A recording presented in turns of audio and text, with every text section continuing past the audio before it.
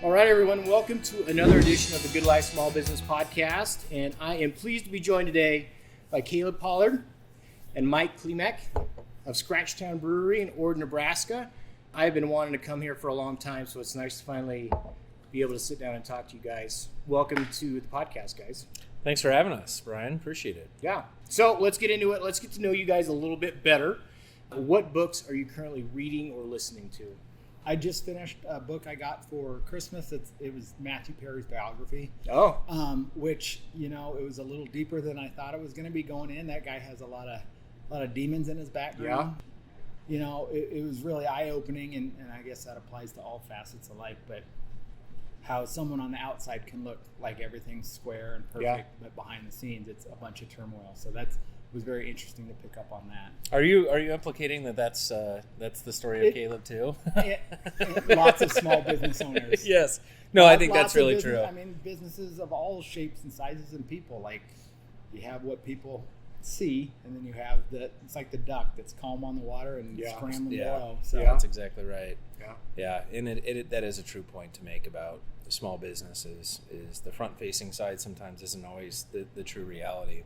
I'm reading also a book I got for Christmas, and it's called Genghis Khan and the Making of the Modern World. I'm really into history. I really enjoy reading history, and one big reason why is not just the lessons we can learn from it and the instructive nature of, you know, great people from our past, but also too, there's oftentimes in hardship a lot of lessons that can be learned, and as we had spoke kind of, you know, pre-podcast before getting started, COVID's been a tough experience for a lot of hospitality related businesses in our industry as well, and so having some perspective and, you know, understanding what tenacity means, especially in multi-generational families that do great things and transform the world as Genghis Khan did. It's been really, you know, it's a wonderfully fast read, but also too, there's some valuable lessons for business owners in a number of different aspects of historical context, and I enjoy that. You think of a Genghis Khan book, I think of like a huge book, but it's a pretty quick read. It is. It's like less than 300 pages, and the second part of that is really interesting because it talks about the making of the modern world. And one of the things that was really interesting is, as you learn about, say, the development of Mongol Empire, is they had the greatest religious tolerance at that time in world history. And they encouraged debate, and they encouraged honesty, and they encouraged communication, even from the lowest to the highest, without repercussion of being destroyed or being excommunicated. And I think that that's also a valuable lesson in current modern American society today. Almost hard to believe. I know, I agree, is that maybe dialogue and communication is the lost art that we need to bring back to the table. And that's been a really interesting aspect of that read. So and that just because someone doesn't agree with you doesn't mean they're wrong. That's exactly right. Or that, you know, you can still be friends with them if you disagree on some pretty major things. And, you know, Mike and I are kind of the yin and yang here at Scratchtown, is we have a lot of times some different viewpoints and some different approaches, and certainly personality wise are different. But I think that's what makes us such a great team too, is that we embrace each other's differences and focus on putting each of us and those here at the brewery in positions where their strengths are most maximized. And I think we both want to get to the same finish line, but sometimes we have different ideas of how that needs to happen. But we listen and we work through it. And that's not a bad thing. No, it's not. And it's instructive on how I think things should be more of, as both as people offering advice to other business owners, or also, you know, to policymakers when it comes to what is best for people in this country. Absolutely. So, absolutely. How about podcasts? You guys listen to podcasts much? All the time. I do a lot of road time. So again, Dan Carlin's Hardcore History, I'm jumping back into a couple of podcasts there. I do listen to some business ones as well. One that I really have been listening to lately has been Sean Carroll's Mindscape. It's a really interesting series of conversations on the metaphysical world, space, and also philosophy, and I really enjoy that. One that I've been listening to quite a bit is called Acquiring Minds, and that is the gentleman's name that puts that on is Will Smith, but it's not the rapper, of course, different William Smith.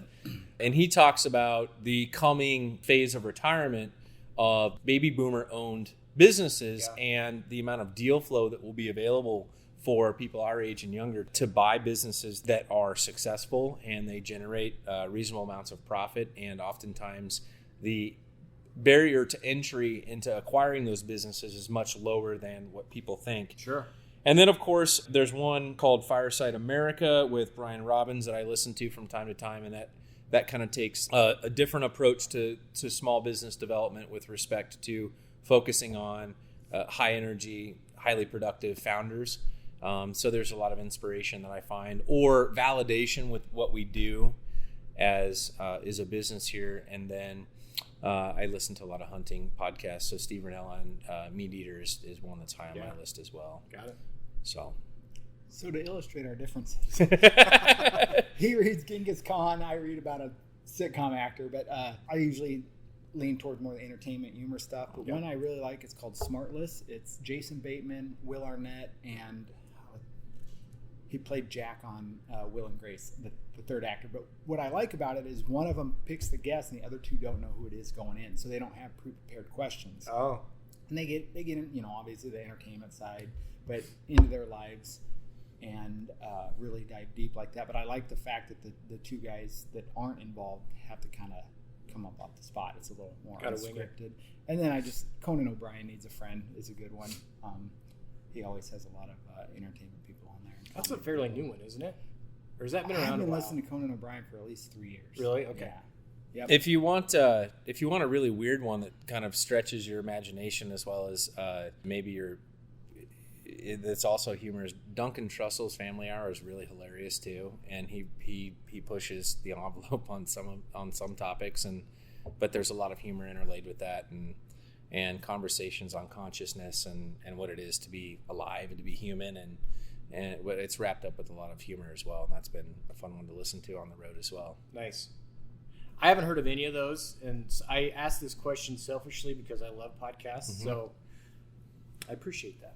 Yeah, you're welcome. That's Yeah, awesome. I try to keep my eyes and ears open. I'm like you. I like to hear what other people are reading and what they're listening to, because I really enjoy perspectives that I don't necessarily share or force me into uncomfortable thought experiments, because I don't know of anyone that has ever really achieved much growth through comfort, and so being uncomfortable is important, I think, mentally to grow. Yeah. And so that's why I read things that sometimes are uncomfortable, and I listen to things that are sometimes very uncomfortable. But it's important to do that. It's a good practice. I agree. Yeah.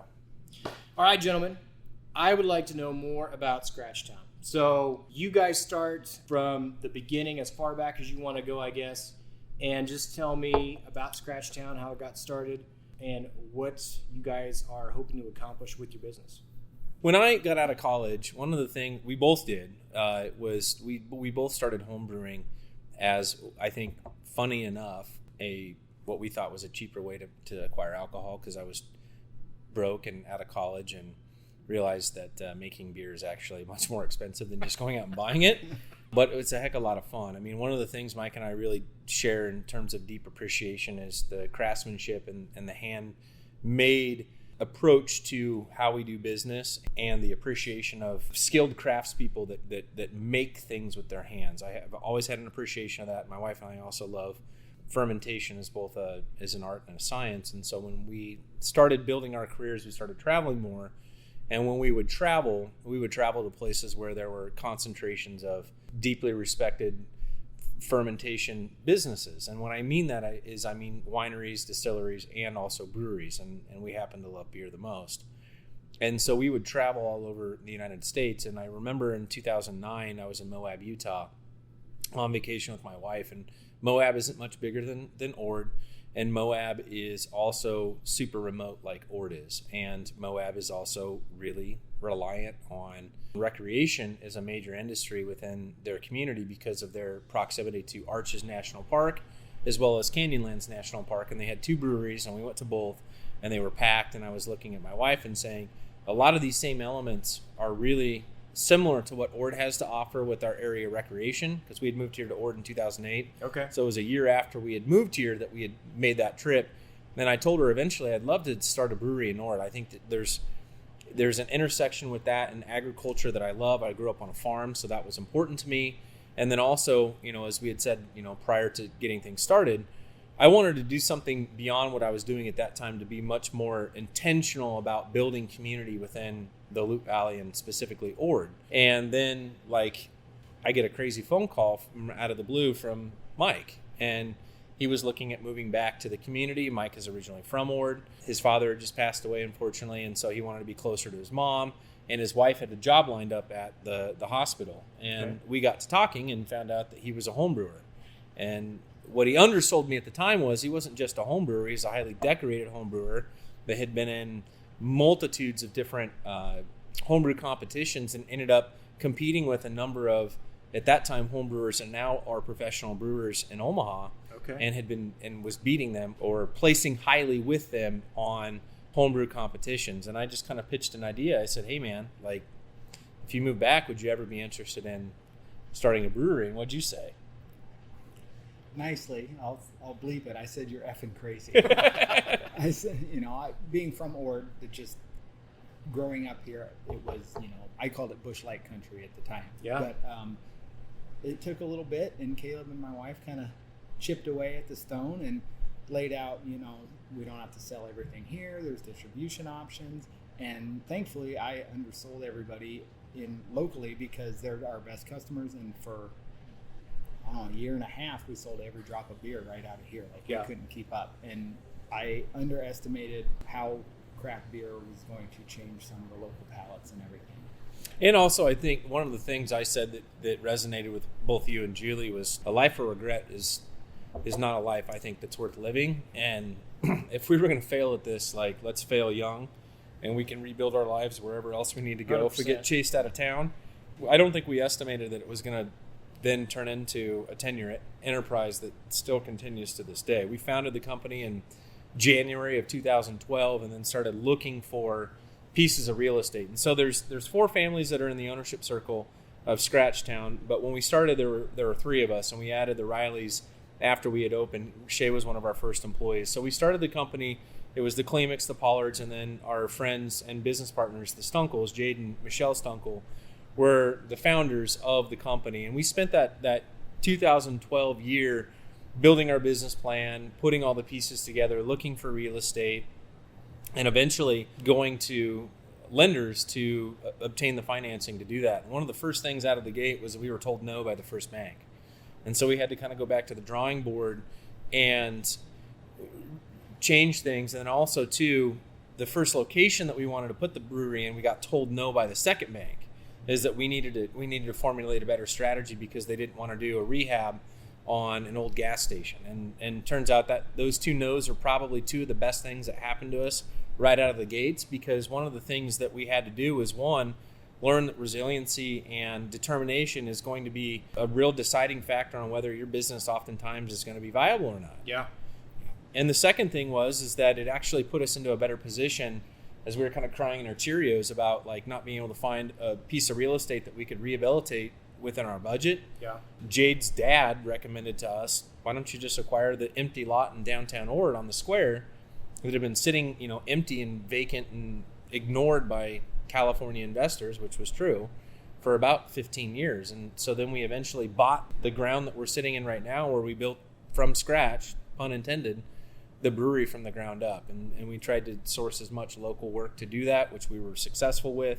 And that's been a real focus for us from the beginning to, going on 11 years now, is a focus on being intentionally deeply rooted and intentionally local focused. And I think that's been one of the differentiators for us as a business over those 10 years is people understand what that commitment truly means. And it's not just, they call it, there's greenwashing out there. I also think there's local washing, you know what I mean, to a degree of, we're local, support local. Well, yeah, most of the time, but not always. Yeah. But in our instances, I think one of the things that's been good is that we've, from a material sourcing standpoint to contractor to employment to just overall focus on what we do, it's locally focused. Yeah. And that's important to us. Yeah. Mike, I have a question. When you guys were talking about if a brewery would work in Ord, did the fact that you were from here, did that cloud your vision? And did you ever look back and think, man, I think so. I think that's a huge part of it. Sometimes I think when you're from a place, even having moved away and come back, you don't know exactly what you have just because it was always here. Caleb mentioned the recreation, and he had the numbers when he was in economic development. This is how many people come through Ord to go to the Calamus or to Sherman or Davis Creek or to go to the rivers. And he said, well, if we can even just grab a piece of that, then that's going to be a chunk of business. And that was a way of thinking that was different than how I was looking at things. I would say definitely clouded my judgment because of just not knowing maybe how nice of a place this was going to be for what we were trying to do. And to add to that too, like one of the things that I've said for a long time, which sometimes gets me in a little bit of hot water, but I think it's true, is that what you said about being from a rural communities have a lot of value and a lot of opportunities to share with people. But I think sometimes local leadership or the residents undersell themselves, like Mike said, and they can then become their own worst enemy, not believing in the possibilities and the opportunities that exist in these rural communities that come dressed as hard work, but they're real. And more importantly, I think, especially since COVID, there are a lot of people in the world that don't want to live in an urban environment, that certain dreams that they have are out of reach in urban environments because they've become unaffordable, whether it's buying a house or building a business. And that's one of the things that we've sold about doing business in Ord and Valley County since the beginning, is that the barrier to entry is so much lower in terms of overall investment, but also the amount of support that you get in doing that, I think, is far greater than what you would see in a more urban situation. And when I grew up here, it was pre-internet, pre-social media, so like getting our message out and letting the rest of the state and the metro know where Ord is and it's a place and that we're a place really helped as well. And I think that thinking of, when I lived here, nobody knew where Ord was. Right. So just a combination of things. And I hope you don't take offense to that question, Not because I think that it's a completely natural reaction or type of thinking to where, man, I just don't know. Yeah. But I think it's probably got to be rewarding and satisfying to see how the community has supported you. Absolutely. Like I said, I was the last one to be convinced that this was going to work in Ord, and I'm happy to say I was completely wrong about how the business was going to work, our local customers. I mean, when we come in, we have people at the bar and out-of-towners will come in, and our locals will just chat them up. They're like built-in salespeople for us. So not only do they come and support us, then they're out there, basically doing advertisement for us as well, which is amazing. And for good reason, too. I mean, I think there's still a bit of a hangover from the 80s farm crisis that just hasn't exited people's mindsets. And like I said, for very good reason. I grew up on a farm in the 80s, went through 2 farm sales, so I understand very clearly why that would impact people's perspective of rural communities. Is there used to be an attitude that if you wanted to be successful, you had to leave a rural community and go to the city and chase those dreams. And to a degree, that's still true in the fact that if you want to obtain, post-secondary education or training, whether you're going to college, whether you're getting a community college degree or a technical degree, or you're going to serve in the military, that's true.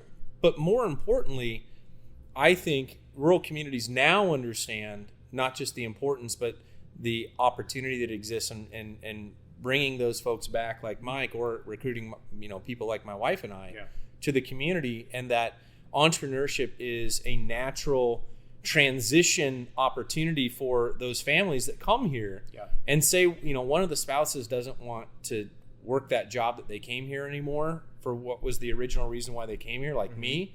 And entrepreneurship provided me a pivot and a step to stay here, as well as, like we said again prior to starting recording, is that we wanted to be purpose-driven and actually make a difference in the community through job creation, investment. Cool factor is important. I really think so. And it brings people to town that would have never been to town. Right. And outside money helps small towns. It does, and to appreciate the things that I saw that Mike sees, and that's the other thing a lot of locals realize, is just how wonderful we have it out here with respect to the natural environment, to the way of life, to the education systems that we have here, to the neighborly community that we have. I mean, that, and I know we'll talk about COVID in a bit, but we would not have gotten through COVID as a business at all had we not had our local community that absolutely stepped up in such a huge way and supported our business in ways that we never would have seen. And I think that's uniquely part and parcel of that community aspect that you find in rural communities. And I think that's part of the reason that I asked you that question, is because for anyone that's listening to this that is in a small community and maybe hesitant to act on an idea that they think that may work, but they're just not quite sure, that while there's no guarantees, just because you're in a small community doesn't mean that can't work because of things like social media. Yeah, it's a lot smaller world now. Yeah. To get your message out. Yeah. And it can be easier to connect with opportunity. I think that's one of the things sometimes is people, like I said, they look through that lens of that 80s farm crisis hangover, and things have diversified themselves in a way where, you don't necessarily have to be tied to agriculture to be able to live in a place like Ord. Right. Now, it's super important. It still drives the overall economy, and I don't want to discount any of those things because, as I will say, as a step aside, one of the great things and fun things about being a brewery is we're also a value-added ag manufacturing facility. So local ag inputs are an important part of what we do, and we hope that we can create a new market with having this little brewery here. So it certainly are things that I think that are valuable to be honest with you about, but also too is I think in my experience as an economic development professional as well, both in the city and then out here in rural Nebraska, is when I would look at business failures, almost none of them were for a lack of opportunity in rural communities. It had more to do with just poor operator commitment or burnout. I mean, that's another big part of it. Is it wasn't that they weren't making money or they weren't finding opportunities. It was because being a business owner is really hard. Yeah. And people just get tired of it, and they want a little more stability than sometimes what a business can offer. Yeah. Absolutely. So let's just segue into talking about the pandemic then. What that was like for you guys leading up to it, and just talk about how you transitioned through it. You already talked about the community as supported, but what did you guys do as business owners? And the other thing is, was there anything that you implemented during that time that you are still using or that you carried past that time that turns out, hey, we never thought we had time to implement this before, but it turns out this is really good for our business? Well, speaking for myself, I think one of the main things that came out of COVID is we kind of refocused on what we were as a business. We kind of all stopped and said, what do we enjoy most out of this? Do we want to be huge? Do we want to be in every gas station, or do we want to still be hands-on and do the creation and see the hard work eye to eye? That being said, we had to pivot away from plans we had made for 2 or 3 years leading up to that. Yeah. Which was very tough. It was very tough, and it was also necessary because that our distribution sales have not come back to pre-pandemic levels, in part because of how big the metro market was for us when we were shipping beer out the door, and how few of hospitality related businesses, whether they're restaurants or they're bars, especially in the metro, rebounded after COVID. There was a tremendous number of shutdowns and closures, and those businesses haven't come back. You've seen some rebound in the metro, but not to the degree of where we were pre-pandemic. Mm-hmm. One of the other things I think too is we had to make a lot of really hard decisions as a business and pivot, and that included letting a couple people go. That was probably one of the hardest decisions that we as a business have ever had to make, or one of the hardest experiences me as a business owner has ever had to do. And that it wasn't taken lightly, and it was necessary for us to survive because we still are owner operated. That's one of the things we've always prided ourselves, is that we wanted to be owner operated, and we wanted to be involved in the day-to-day operations of our business, whether it was scrubbing toilets or brewing beer or serving, pints in the tap room. That's always been something that's been important to us about this business, and one of the things that we were able to refocus on after making some of those changes. The other thing that I think was instructive, as much as it hurt, was that sometimes no matter how hard you work and how much planning and effort you put into anything, whether it's a business or other professional endeavors or personal endeavors in life, a lot of things are out of your control. And that was one thing we never planned for was, and nobody did. Doesn't matter how hard you work. Yeah, it could all be taken away from you. Yeah. And so there was a lot of, I think, to be honest with you, tears and anxiety and frustration over that first 3 to 6 months of COVID.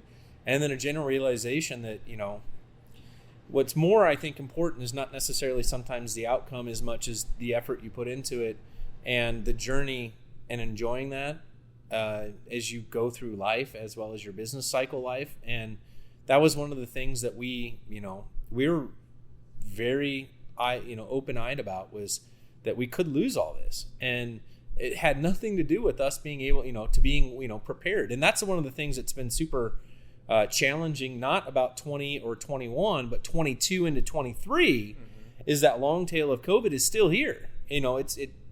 It's not necessarily COVID itself is the disease, but it's the impacts it's had on society and people's behaviors. It's the impact it's had on the supply chain. It's the impact it's had on purchasing decisions. It's the impact that we're seeing with inflationary pressures from a wide variety of policies and behaviors. And as a business, we can sit here and we can rail about politics, or we can rail on about, motivations and everything else. But the reality is what we have to deal with. And so, that's one of the things that we didn't spend a lot of time on was complaining about that and just figuring out, problem solving, how we were going to be resilient moving past COVID. And that's still an experiment in progress right now, to be honest with you, because we're still going through it right now. I mean, it's, from a borrowing perspective as a business owner, interest rates are double what they were when we started. Yeah. So that is going to have a negative impact on not just necessarily cash flow, but also, one of the reasons why people start businesses is to build wealth. Right. And so it's going to have that impact as well. Do you guys feel like you're better business owners because of the trials that you had to go through with keeping this business open during the pandemic? If you wanted to keep it open, yes, you had to. You had to get better. There was a lot of fat trimming that we've done that was necessary to keep the doors open. I'd love to have employees work more taproom shifts than what we have right now, but that's just not financially feasible for where we're at.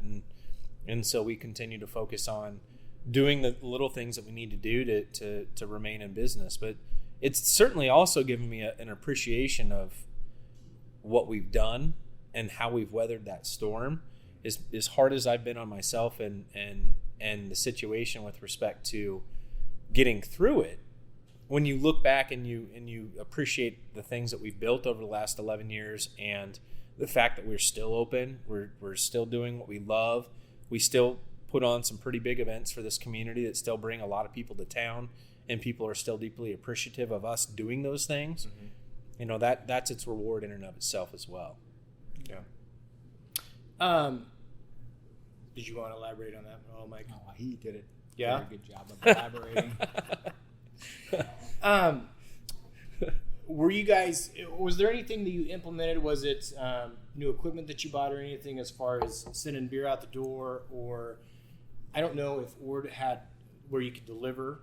Yeah, we did. We pivoted. We did delivers, and we also did just taproom sales out the door where people could come in and pick up. And like Caleb had said before, that's where our community stepped up and really helped us. So we would take delivery orders during the week, and then I think it was one day a week we went out and then hand delivered.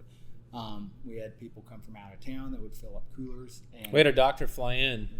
His airplane, he needed to get miles, and so he's like, "There's nothing going on. I'm not." He's a specialty clinic doctor, so they had a break on those types of surgeries. So he's like, "I need to get some hours for my pilot's license." So he flew in to town. I met him at the airport with beer, and Venmo's a wonderful tool to help with those digital transactions. I delivered the beer. There was no contact. He got in his airplane and he flew back to his home, and that was pretty cool. We did change package types. We went heavy towards cans, and they call them the 32-ounce growlers. We used to do growlers here. We got rid of that during COVID, which was a huge benefit to us as a business for a wide variety of reasons, whether it was waste or time and sanitary preparation of those vessels for filling, and it also slowed down our ability to turn units in the tap room when we're busy. And so we went into the 32-ounce crowler side exclusively. That has been a fantastic benefit to us as a business. And then we also started doing just in the tap room here 12-ounce 6 and 4-pack to go, and that's also been a really nice benefit because, again, like we mentioned earlier, this is an area with lots of recreational lakes, and having cans and not glass on the lake is that period important. Of having to be shut down to walk in the door customers. I think we were doing 500 to 600 of those 32-ounce cans every week, just out the door. Yeah. So, and we had a local customer that started a pay it forward program on her own. Just came in, said, I want you to deliver some beers to these people, hand them this card, say if they appreciate it, pay it forward, and it just snowballed That's from awesome. there. And then it helped us, obviously, and I think it took the place of coming in and buying somebody around. It kept some of that social connection there, even though people couldn't be around each other, and it certainly was. And it made a difference in people's lives, because at that time, that was the early days of the pandemic. People were scared. Yeah. I think we forget about that, and people were worried about, a lot of different things. And it was one of the things, like you said, Mike, that kept that community connection together, that allowed people to commiserate through a shared difficulty. And I think that was really important. Yeah, I agree. Absolutely. Very cool. What do you guys wish you were better at when it comes to running your business? Saying no. That's one thing that's been really hard, is you get a lot of requests for your time and your money, sometimes in dubious nature. We've learned how to say no to them, but it's the well-meaning people that you want to help that you can't always help, that I think that has been hard for us. Not every opportunity is a real good business opportunity. That's one thing we've learned, without getting into specifics about the nature of beer law. We have limitations to what we can do. That some of those limitations have freed up a bit, but you want to accommodate every customer that you can, and sometimes it's not financially smart to do that. Right. And so we've done some things over the years that we felt were opportunities to generate revenue, and then the commitment on the other side of that commitment really dropped the ball, and then we're holding either inventory or materials to accommodate that type of commitment. And so we've had some interesting discussions even this year about saying no to certain opportunities, which, for some people, they might think that, you're crazy for saying no to opportunities. But if, let's just talk about cash flow, for example. If your outlay is such that you're not generating that return on that investment in a relatively tighter window, because that's really important right now, is turning profit and cash flow in tighter windows than what we had in the past because of interest rates or other types of inflationary pressures from the finance side, then sometimes you're losing money. We used to do retail events on the eastern part of the state a lot, and our time and our travel was comped by us to go and support those. Yep. And we always asked, is this really making us that much money? And the answer was sometimes it was losing us money, even though we were getting the quote-unquote exposure that we felt that was necessary to promote our business. Now, there's some of that is valuable, and there are things that we continue to do that we find value in, but some of it wasn't. And that's one of the things that we've had kind of a hard time, discerning. And that's where I wish we were better at, is, discerning what are true opportunities and saying no to those that sometimes don't benefit us like we think they should. Yeah. One thing I've really had to work on, and this is from day one, is just this sheer stubbornness that if I work harder, we do better. Yeah. And that doesn't always translate. No. And it's still something I struggle with to this day. I come in and do whatever you need to do, that not necessarily equals a win in that case. And like Caleb had touched on earlier, how much we can't control. Yeah. That's been hard for me. Yeah, there's a lot of things that we've been very intentional about doing to generate revenue and sustainable business opportunities, and for reasons that are entirely out of our control, or through the nature of just Nebraska beer law, they end up not being profitable, activities for us to be engaged in. So we've learned a lot through the last 3 years. I think more than, I think we sat down and wrote it down. I think it'd be interesting to see what we actually have really learned over the last 3 years. Well, and those are both of what you guys talked about. Those are lessons that you learn the hard way, but you don't forget. You know? Yeah, absolutely. Whether it's an opportunity where you thought there was money that could be made and it turns out you lost money, or a situation, you know, Mike, what you were talking about, you can just get to the point where you're just burned out and don't want to do it anymore. There's a certain point where just working harder isn't going to, you know, get you what you need. Right. And we try to work smarter to alleviate that. And the other thing too is one of the things I think that's really important is building what we call good mental hygiene practice. So one of the things that we do is we do a holiday shutdown now that we started during COVID, and I think that'll be a fairly permanent fixture because, you know, your kids, we all have young kids, and mine aren't so young anymore. My oldest is in college now, and my youngest is a sophomore. His oldest is in the same class as my youngest. And everyone else's kids are about that same age group. And one of the things that we say around here a lot is that money is a renewable resource, but time is not. Right. And so you only get a certain amount of days and hours with your family, with your business partners, with your business, and you should spend it wisely. And we're very focused on making sure that everybody's needs are taken care of as best as we can while still trying to operate the business the best that we can. So giving people time off, giving them breaks when they need them, and making sure that they're taken care of in that way, because, you know, we can always make more money, but, you know, you get a certain amount of time with your kids. That's why, like today, I'm cutting out at 1 o'clock because I'm going to go watch my kid play basketball in Cozad. So that's part of the reason you do it. Yeah. I mean, the flexibility of being your own boss. Right. I mean, put strains on certain parts of time, but like he said, if we plan ahead and we work with each other, we all generally get to hit the events. And communicate effectively. That's the other thing, too, is one of the things I know that we realized, and we've been able to keep a partnership together for 10, 11, this is year 12.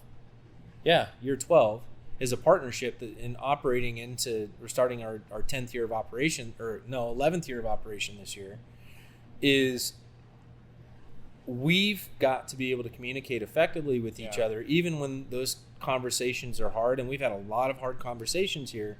But going back to that original comment we started the podcast with is what Mike said with respect to understanding that end goal of everyone working towards it together, whether we have differences of opinion, is how you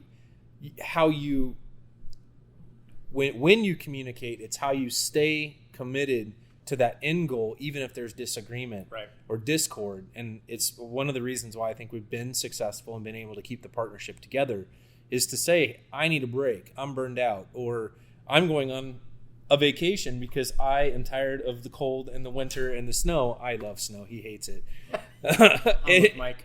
And he's going to the Caribbean again in February. Those are the things. If that's what people need, then we need to make sure that we help them get that so that they can stay long-term committed to what our end goal is here. Yeah. I think that there's a lot of growth with when it's more than just a solo business owner, when you've got partners or however it works, investors. But when you know that your idea is going to work and someone comes along and says, let's try this, and even if you don't want to do it and their way works, and you have to step back and say, guess maybe I don't know it all. And it just kind of changes the way that you think about how business can be done. I feel like that. I agree. And one of the things I think that's really liberating as I've gotten older, when I was younger, I was a know-it-all, and felt like I needed to know everything, and be something to everyone to a degree. And as I've matured and gotten older, one of the things I found really liberating is exactly what you just said: is knowing my shortcomings, knowing what I don't know, and being willing to admit that, and then leaning on people that have more qualified solutions in mind or advice that is meaningful and helpful to fill in where your gaps are and where your shortcomings are. Because I think these are hard-earned lessons, but the more that we think we have the solutions or we can fix everything, the more that I think you put unsustainable pressure on yourself as an operator that is not going to help you in the long run. It's actually going to hinder you. Yep. Yeah, and one word we use around here is noise, and that's been another challenge we have to listen. So we have tons of people, this is what you should do, why don't you do this? Yeah. And separating out, like you said, the idea that's not our idea that's going to help us improve, weed out all the noise. It's just people telling us, this is what you should be, you should do this other place did this, why aren't you doing this? So weeding through the noise and the value input is a challenge that we are. Like for example, we don't serve food here. We're not a brew pub. Mm-hmm. And there are a lot of reasons why, and they are not reasons that we just put on the table without really thinking about it. We had friends that did at that time when we started Scratchtown, or still to this day after we started Scratchtown, that are restaurant owners, that we went and we talked to them for advice on. And we also, when we sat down, we set some basically 5 key aspirations of what we wanted Scratchtown to be. And we sat down and wrote out what our goals were when we started Scratchtown. And I think a lot of business owners don't do that. Is they don't think about success. They think about, what do I do in failure, which we talk about a lot here as well. But we also talk about, what does success look like, and what do we want to be as we grow up as a business, so that we stay in line with those key aspirations and what our goals are, so that we don't get far away from, I wouldn't be here if we were running a restaurant. I don't want anything to do with that. I don't want the headache of it, especially now since COVID, with the staffing challenges, with the supply chain issues, with, again, the inflationary pressures on the financial side. Changing society where people don't go out as much as they used to. That's exactly right. And being able to charge what truly it costs to make a meal that isn't necessarily outside the price point of our local consumer. Right. And so there are a whole bunch of other reasons why we didn't start the restaurant, because we felt that would get in the way of what we wanted to be, which was an award-winning, nationally recognized, small-town craft brewery that was independently owned and was hyper-focused on local sourcing, and also local relationships and local investment and local development. And we've done all of those things. We've met every single goal that we set out to achieve by ignoring the noise and staying super focused on what we wanted to be when we grew up. And that's one of the most proud things I have about what we've done, is that we've never wavered on that. Now, there have been low points where we've talked, well, maybe we should try adding this. Maybe we should try that. Well, no, I don't think that it's going to work, or let's just see how things go. And as time has progressed, I think it's provided us with some certainty about staying power and avoiding burnout, because we're still, that goal and that objective is still, I think, held by everybody that's here. It's hard, though, to stick to vision when you're first starting out. Would you agree with that? Absolutely. I mean, when your goal is to keep the doors open and pay the bills, it's hard not to bring in whatever you think is going to make money. It's hard to stick to it during any time of hardship. Yeah. COVID, slow winter months, when we started out. It is very hard to stick with it, and I think that's one thing that I would say we've done very well, is we've known what we wanted to be from the get-go, and we've done a fairly good job of. With a million people chirping in our ear or flashing money in front of our faces. I mean, it's come with not just customers asking us, to do this or to do that, but also, people that want a slice of what we've built. We've had plenty of people that have offered us lots of money to relocate Scratchtown to another community, or multiple times we've been offered money to relocate, or to do something a little bit different that isn't in our wheelhouse or our level of interest. And again, it goes back to what I think makes Scratchtown uniquely remarkable, at least to us and our community, are the things that are inherent in that goal structure and those key aspirations. And that, I think, is what's kept everything together from day one. People here have come and gone, and but the ownership circle has remained tight, and we've remained focused on that end goal. And I think it's helped us. They always say, find your true North Star and follow it, relentlessly. And I think that's one of the things that we've done really well. Yeah. And yes, we've missed out on certain opportunities, but it's like, for example, we've looked at additional satellite tap rooms.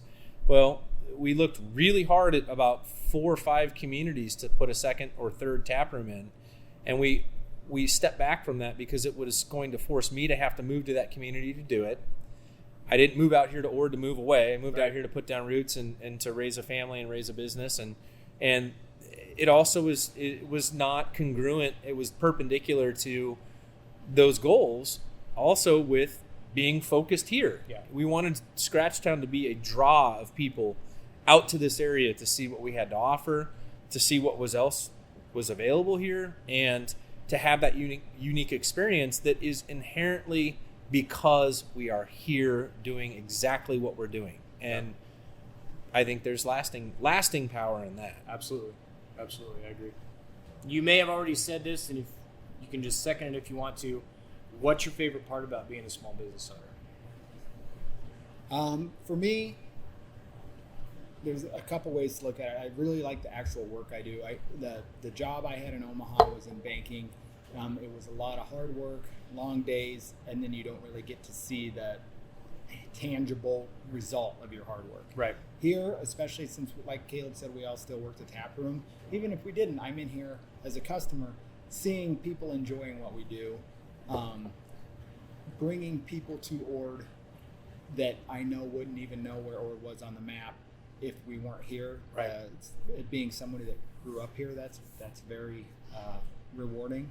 But on the other side of it is, like he said, we have a little bit of flexibility where we work together with each other, where we can still go to our kids' events and all those.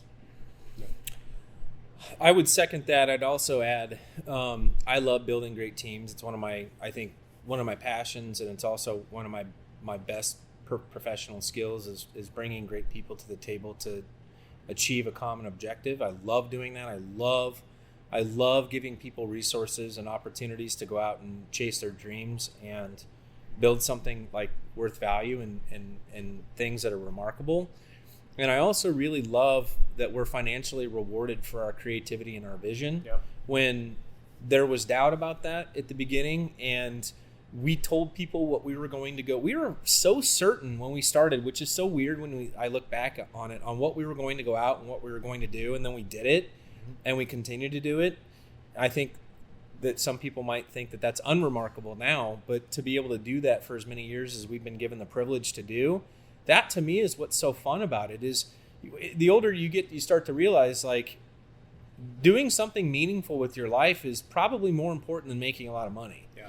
And going back to living that life of not having that regret and being a part of a community that is real. It's not a fabricated community. It comes with all the warts of being in a community with people that oftentimes you don't agree with, like we talked about earlier.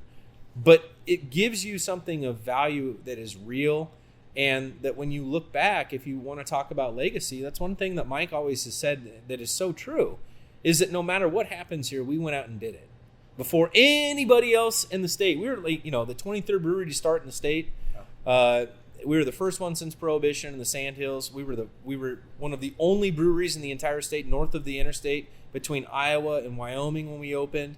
Now there's almost 70 breweries in the state, and it's been fun for us to also serve as mentors, or as I don't want to use the word consultant, but we've consulted other rural breweries that you can be remarkable and still be small. There's another book that I read a long time ago called Small Giants, and it was a book about the importance of not necessarily scaling and being huge, but being really, really good, and being really, really flexible, and really, really small, and really, really responsive is a business, and that you can be remarkable that way. You don't have to be Apple or Microsoft or Facebook or any other of these businesses that these entrepreneurial conversations are focused on to still do remarkable things. And I think that's actually a dangerous lesson, is that we focus almost entirely on one kind of idea or model in terms of defining success, when success can be so different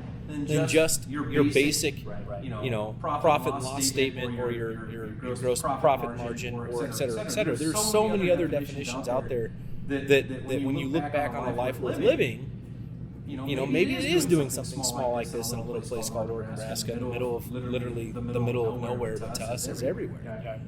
Yeah. Well put. I like that.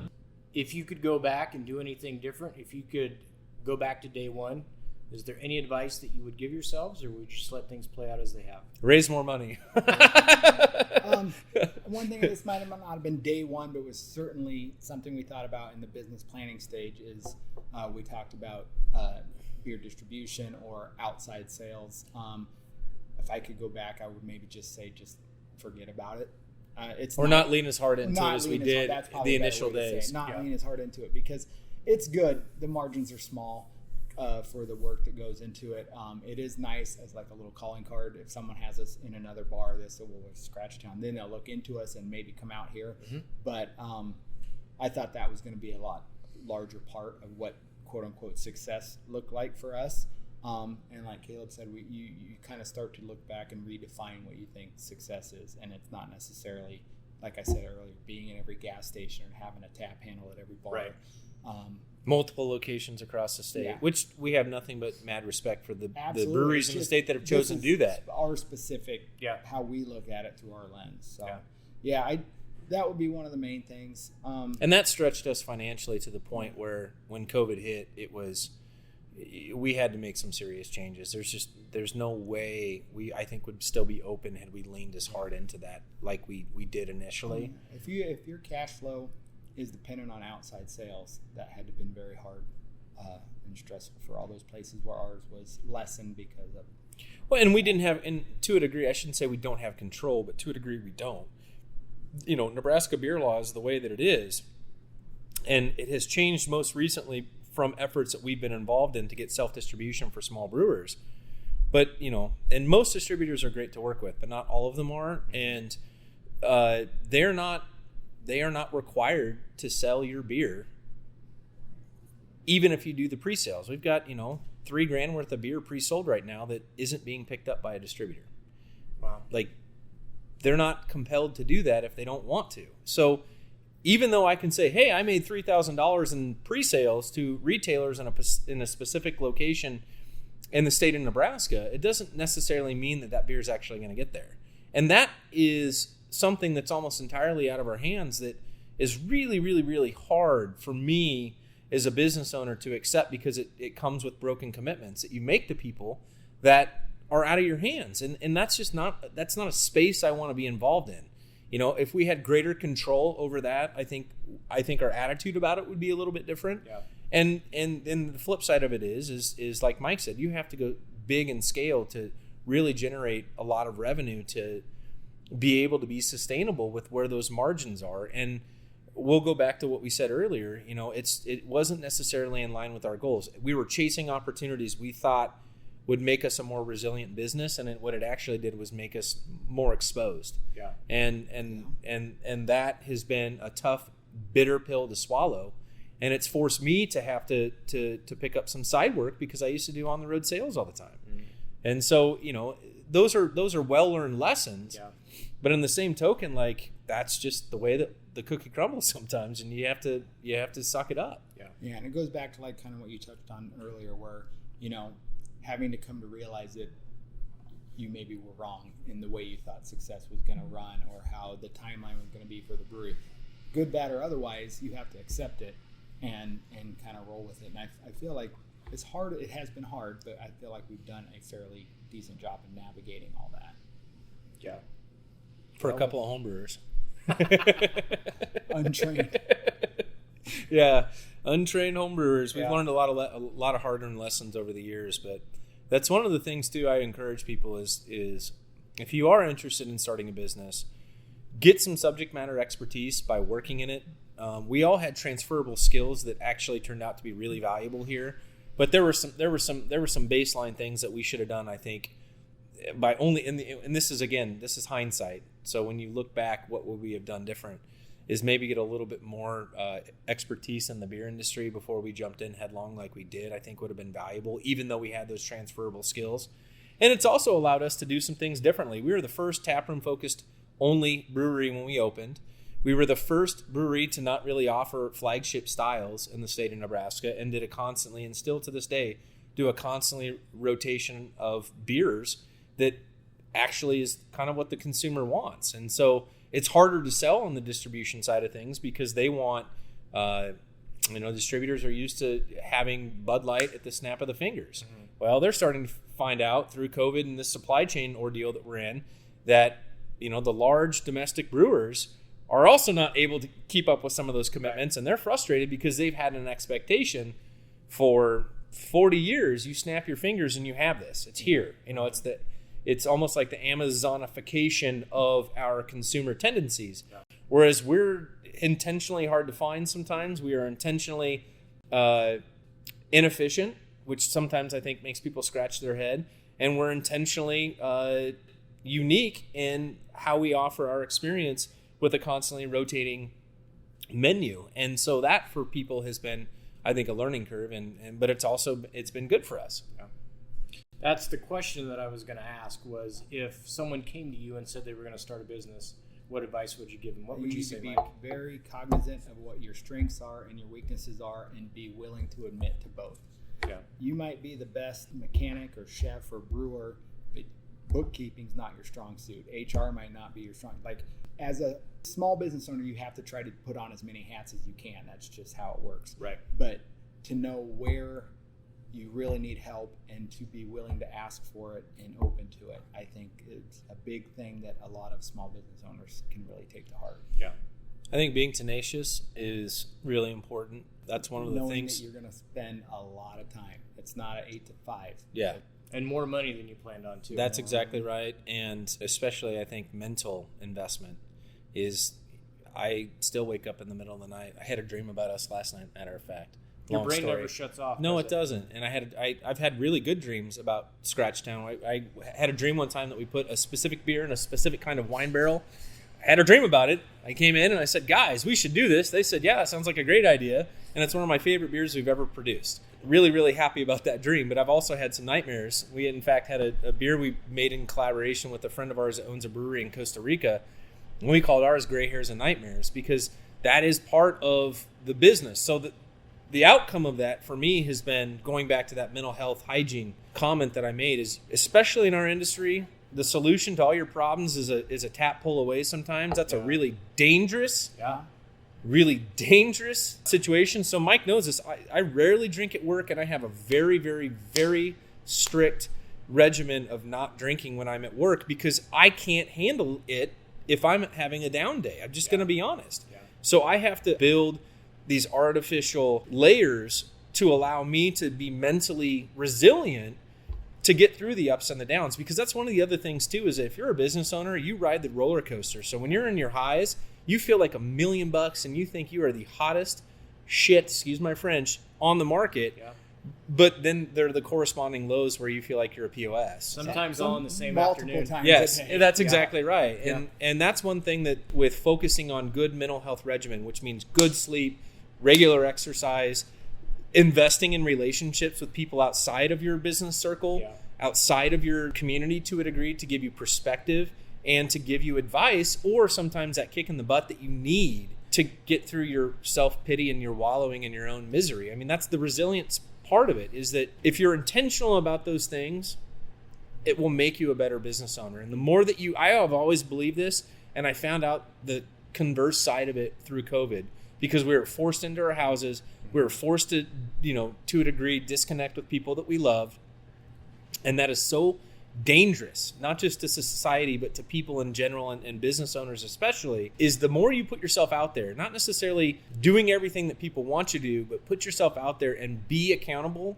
I think the better it makes you as a business owner, and the better it makes you as a person. Yeah. One thing we've always stressed too, that I would recommend a lot of business owners do: don't ask people to do stuff that you wouldn't do. Everything in this place, we have a hand in it. We, like he said, scrub the toilets. We're the janitors. We're the production side, the social media side.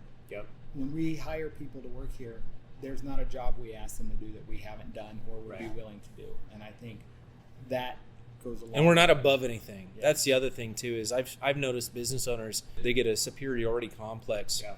And they really relish the hierarchy of being overlords over people. And I just think that's really gross. I really don't think that is how a good leader should operate. And like Mike said, if you're not willing to stick your nose into the worst of it and deal with the worst of it, then you have no business being in business, in my opinion. And I think that it's, one of the hardest things for me to learn was that no one will ever love this as much as you do.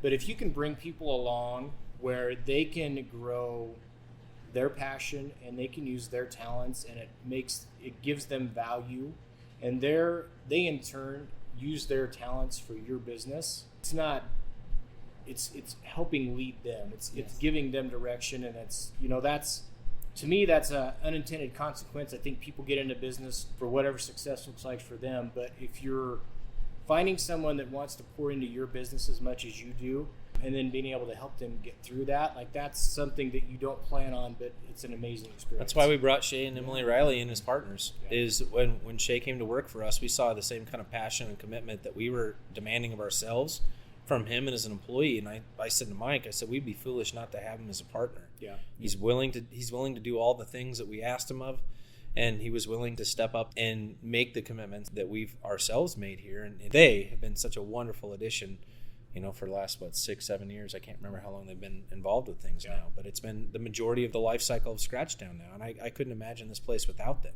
Yeah. And again, that's one of those things about, I think, being in business and being intentional with how you project yourself and how you operate your business, is that people are always watching. Mm-hmm. And Shay and Emily were paying very close attention. They had just moved back to the area. Shay's originally from Greeley, Emily's from Elk Point, and they were paying very close attention to what we were doing. And I think had we operated or acted differently than what we did, we wouldn't be able to have that experience bringing them into the business like we have. And it's like I said, made us a fundamentally better business. Yeah, that's awesome. All right, I could talk for another 2 hours to you guys, but I know you got things to do. So tell us real quick, where can we find Scratchtown on social media, website? Scratchtown is on Facebook, on Twitter, and on Instagram. You can also find us at scratchtown.beer. And then we also distribute across select retail markets throughout central, northeastern, and eastern Nebraska. And if you don't have Scratchtown in your community or in your favorite retail location, you can send me an email at caleb@scratchtown.beer, and we will make sure we connect them with our distributors so we can get beer that direction. Or, more importantly, and probably the best experience you'll get with Scratchtown, is come visit us in Little Ord, Nebraska. We like to say that we are in the sweet spot of the eastern Nebraska Sandhills. In all four directions you head out of town, you can hit an area lake or a river. And we have beautiful four seasons around here. We have lots of snow right now, which is really fun to play in. And we have 18 miles away white sand beaches at the Calamus Reservoir, or right here in town at our beautiful North Loop River. So we have a lot to offer, and we encourage people, even if you're in Kearney, Nebraska, which is where I know you come from, it's not that far of a drive up here. It's a nice drive. It is a beautiful drive. Enjoy the small town square. Yes, sir. Which I enjoy, and I've always enjoyed Ord. So. And if you want to stay here, there's lots of Airbnbs. We have good lodging facilities with 2 local hotels that are well staffed and well maintained. And if someone that is listening that's never seen the Milky Way or the stars at night, this is one of the best places to come in the state to get away from light pollution and people to experience those things. It's good to know. All right, gentlemen, thank you so much. It's been awesome. Thanks for the opportunity. Learned a lot from you guys, and I know I'll be back. Awesome. Thanks, Brian.